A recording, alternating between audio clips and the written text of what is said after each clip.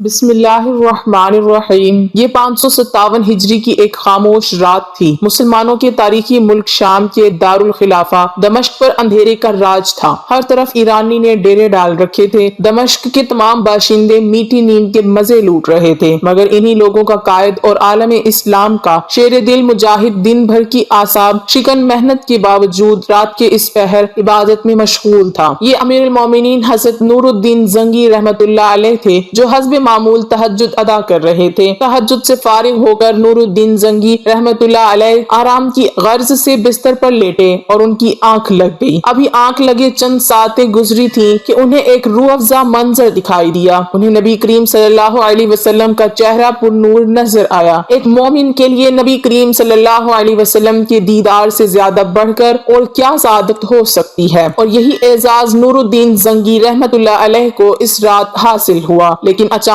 نور الدین کو رسول اللہ صلی اللہ علیہ وسلم کے ساتھ دو اور چہرے دکھائی دیے۔ یہ دو عمر رسیدہ افراد کی صورتیں تھیں جو اسلامی لباس میں ملبوس تھے، اور ان کے چہروں پر داڑیاں بھی تھیں، مگر ان کی شکلیں مکروہ تھیں اور ان کے چہرے پر نور کی بجائے تاریکی اور بے رونقی چھائی ہوئی تھی۔ سلطان نور الدین ابھی ان دونوں آدمیوں کو دیکھ ہی رہے تھے کہ سرور کائنات رسول اللہ صلی اللہ علیہ وسلم کے الفاظ سلطان کی سماعتوں سے ٹکرائے، ان کے شر سے ہماری حفاظت کا انتظام کرو۔ خواب نبی کریم صلی اللہ علیہ وسلم کی اس ہدایت پر ختم ہو گیا اور سلطان کی بھی اچانک آنکھ کھل گئی۔ انہیں کچھ سمجھ نہ آیا، لہٰذا انہوں نے فوراً وضو کیا اور 2 رکعت نفل ادا کیے۔ نماز پڑھتے ہی وہ دوبارہ بستر پر لیٹے۔ نیند میں پھر آدھا پہنچا اور وہی خواب دوبارہ دکھائی دیا۔ اسی انداز میں رسول کریم صلی اللہ علیہ وسلم کی زیارت ہوئی اور پھر وہی 2 مکروہ صورتیں دکھائی دی۔ پھر نبی کریم صلی اللہ علیہ وسلم کے الفاظ سنائی دیے، ان کے شر سے ہماری حفاظت کا انتظام کرو۔ سلطان زنگی پھر بیدار ہو گئے۔ خواب کا منظر ان کی آنکھوں میں گردش کرنے لگا۔ انہوں نے دوبارہ وضو کر کے نوافل ادا کیے اور پھر نیند نے تیسری مرتبہ انہیں اپنی آغوش میں لے لیا۔ خواب میں پھر وہی مناظر دکھائی دیے۔ سلطان اس بار بھی یکایک بیدار ہو گئے، مگر ان کی نیند اڑ چکی تھی اور الجھن و پریشانی نے انہیں شدید بے چین کر دیا تھا۔ وہ اس خواب پر غور کر رہے تھے جو انہیں مسلسل 3 بار دکھائی دیا، مگر ذہن کو کچھ سمجھنا سجھائی نہ دے رہا تھا۔ بالآخر کچھ دیر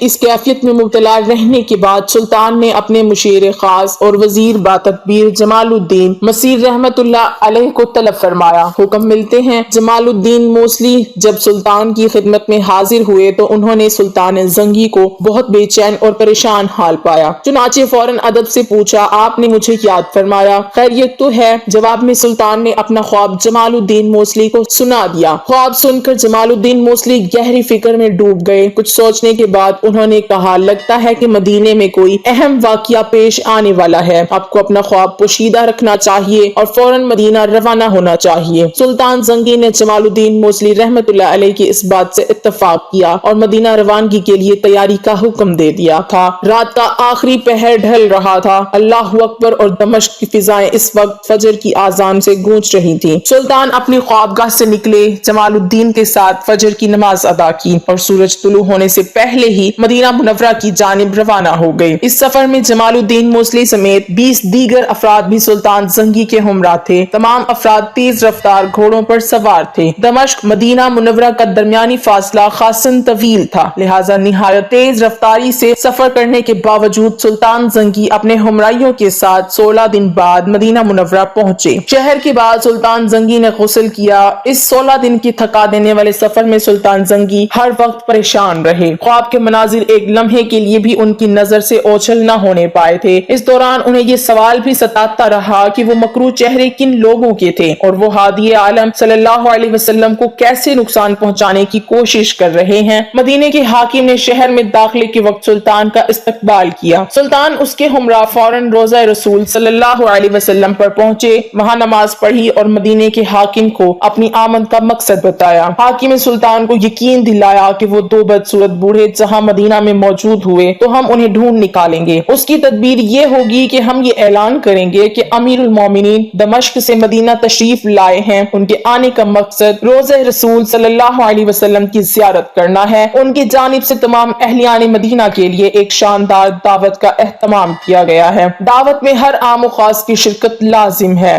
دعوت کے بعد سلطان اپنے ہاتھوں سے ہدیہ بھی تقسیم کریں گے۔ یوں اگر وہ نور مدینہ میں موجود ہوئے تو آپ آپ انہیں پہچان کر ان کی نشاندہی بآسانی کر سکیں گے۔ حاکم شہر کی یہ تدبیر سن کر سلطان بہت خوش ہوئے، چنانچہ پورے مدینے میں دعوت کا اعلان کر دیا گیا۔ مقررہ دن دعوت ہوئی، پورا مدینہ اس دعوت میں شریک ہوا۔ سلطان نے ہر شہری کو اپنے ہاتھ سے ہدیہ دیا، ہر چہرے کو غور سے دیکھا۔ پورے مدینے کے لوگ سلطان کی آنکھوں کے سامنے سے گزرے، مگر ان میں وہ دو بوڑھے نہیں تھے جو خواب میں دکھائی دیے تھے۔ چنانچہ سلطان کے چہرے پر ایک بار پھر اداسی چھا گئی۔ سلطان نے امیر مدینہ سے دریافت کیا کہ کوئی باقی تو نہیں رہ گیا جس نے ہدیہ نہ لیا ہو۔ مدینے کے امیر نے ذہن پر زور دیتے ہوئے کہا، امیر المومنین، اس دعوت میں صرف دو درویش حاضر نہیں ہوئے، وہ پارسا اور دولت مند بزرگ ہیں، وہ کسی سے کچھ نہیں لیتے بلکہ وہ صدقہ دیتے ہیں۔ یہ سن کر سلطان پریشان ہو گئے، انہوں نے فوراً ان دونوں درویشوں کو طلب کیا، وہ دونوں آ گئے۔ سلطان نے جب نظر اٹھا کر دیکھا وہ وہی بوڑھے تھے جن کی جانب خواب میں اشارہ کیا گیا تھا۔ سلطان نے ان سے پوچھا کہ تم کہاں سے آئے ہو؟ تو وہ کہنے لگے، ہم دیار مغرب سے حج کرنے آئے تھے۔ سلطان نے انہیں گھورتے ہوئے پوچھا، سچ سچ بتاؤ۔ تو دونوں نے پھر وہی جواب دیا۔ تو سلطان نے حاکم مدینہ سے پوچھا، یہ دونوں کہاں ٹھہرے ہوئے ہیں؟ یہ دونوں بڑے سخی اور عابد بزرگ مشہور تھے، ہر صبح جنت البقیع کی زیارت کو جاتے تھے، روضہ اقدس پر سلام عرض کرتے تھے۔ سلطان جب ان کی رہائش گاہ پر پہنچے اور جائزہ لیا تو وہاں بہت سامان، قرآن مجید کے چند نسخے اور چند نصیحت کی کتابیں پڑی تھیں۔ ایک چٹائی بھی موجود تھی۔ سلطان چٹائی کی جانب بڑھے تو ان دونوں بوڑھوں کا رنگ اڑ گیا۔ سلطان نے چٹائی اٹھائی تو سب یہ دیکھ کر حیران ہو گئے کہ چٹائی کے نیچے سرنگ کھدی ہوئی ہے۔ یہ سرنگ روضہ رسول صلی اللہ علیہ وسلم تک جا رہی تھی۔ ان دونوں بوڑھوں کو فوراً گرفتار کر لیا گیا۔ دونوں نے جو درویشی کا نقاب اوڑھ رکھا تھا اب وہ اتر چکا تھا۔ تھوڑی سی مار کے بعد ان دونوں نے اقرار کر لیا کہ وہ عیسائی جاسوس ہے اور انہیں ایک سازش کے تحت عیسائی حکمرانوں نے یہاں بھیجا تھا۔ منصوبہ یہ تھا کہ ان کے ذریعے روضہ رسول صلی اللہ علیہ وسلم تک ایک سرنگ کھدوا کر